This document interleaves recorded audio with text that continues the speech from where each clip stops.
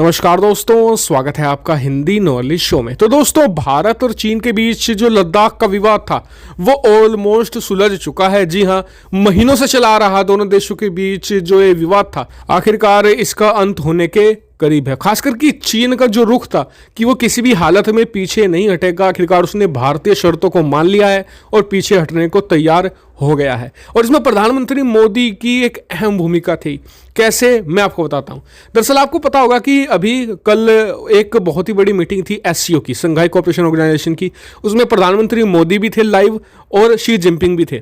और भारत ने बिल्कुल साफ शब्दों में, भारतीय प्रधानमंत्री ने कह दिया था कि तमाम देशों को भारत की जो संप्रभुता है उसका उल्लंघन नहीं करना चाहिए और उसका सम्मान करना चाहिए।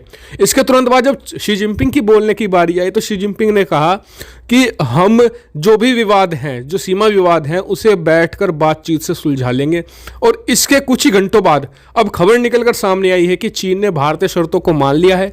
चीन अब पूरी तरीके से पीछे हटने को तैयार है और मैं आपको बताने वाला हूं कि कहां कहां से चीन पीछे हटेगा और कहां कहां से भारत पीछे हटेगा और इस विवाद का आखिरकार विजेता कौन रहा है। तो चलिए जान लेते हैं कि पहले दोनों देशों ने जो प्लान बनाया है वो क्या है। सबसे पहले 3 फेज का प्लान है, 3 दिन में होगा।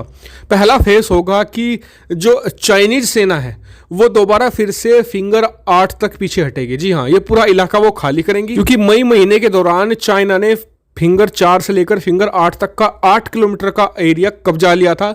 वो उसे खाली करने को तैयार हो गए हैं। अब इसमें आता है कि भारत भारत को कहा गया है कि भारत 2 से लेकर फिंगर 3 तक पीछे हटेगा, क्योंकि भारत ने यहाँ पर एडवांस कर लिया था। और जो मेजर धान सिंह पोस्ट है, मेजर धान सिंह थापा पोस्ट, उस तक भारत से सेना जाएगी। और जो बीच का इलाका होगा ये खाली छोड़ दिया जाएगा, जैसे कि पहले खाली हुआ करता था मई से पहले, उसी तरीके से। यानी कि जो पहले वाली सिचुएशन थी, दोनों सेनाएं उसी सिचुएशन में आ जाएंगी। साथ ही ये जो एरिया होगा ये नो पेट्रोलिंग जोन भी बताया जा रहा है कि यहाँ पर कोई पेट्रोलिंग कोई भी सेना नहीं कर पाएगी।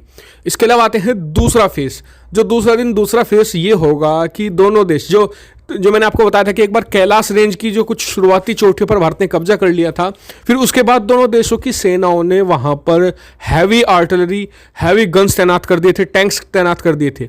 दोनों देशों की सेनाएं वहां से पीछे एक तरीके से अपने जो भी हैं आर्टिलरी हैं, इसके अलावा हथियार हैं, वो पीछे हटाएंगे। लेकिन अभी तक इस पर क्लियरिफिकेशन नहीं आया कि भारत वो चोटियां खाली करेगा नहीं करेगा। जैसे इस पर कुछ अपडेट आएंगी मैं आपको बता दूंगा। लेकिन फिलहाल इतना है कि जिसे कैलाशो एरिया कहा जाता है, वहां से दोनों देशों की जो हथियार वगैरह हैं ये सब पीछे हटा लिए जाएंगे।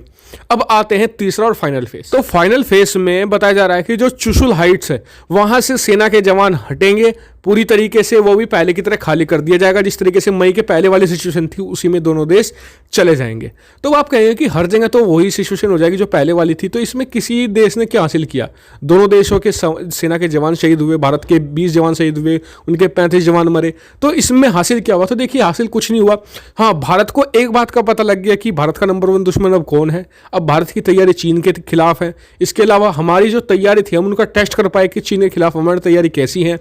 साथ ही चीन की जो चालबाजियां थी वो भी हम समझ पाए कि किस तरीके से अगर युद्ध जैसी सिचुएशन बनती है तो वो क्या क्या कार्रवाइयां करेगा।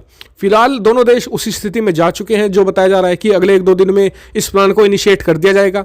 लेकिन फिर भी भारतीय सेना को यहाँ पर थोड़ा सा सतर्क रहने की जरूरत है, क्योंकि चीन प्लान पहले भी बहुत बना चुका है और समय समय पर उसका उल्लंघन भी करता रहता है। लेकिन मुझे लगता है कि इस बार भारत बहुत ज़्यादा सतर्क हो चुका है चीन से, तो आने वाले समय में हम चीन से ज़्यादा सावधान रहेंगे। आपका क्या मानना है इस पूरे प्लान पर? कमेंट करके जरूर बताएगा। साथ ही वीडियो को शेयर भी कीजिएगा और चैनल को सब्सक्राइब करना भी मत भूलिएगा। Thank you for watching video.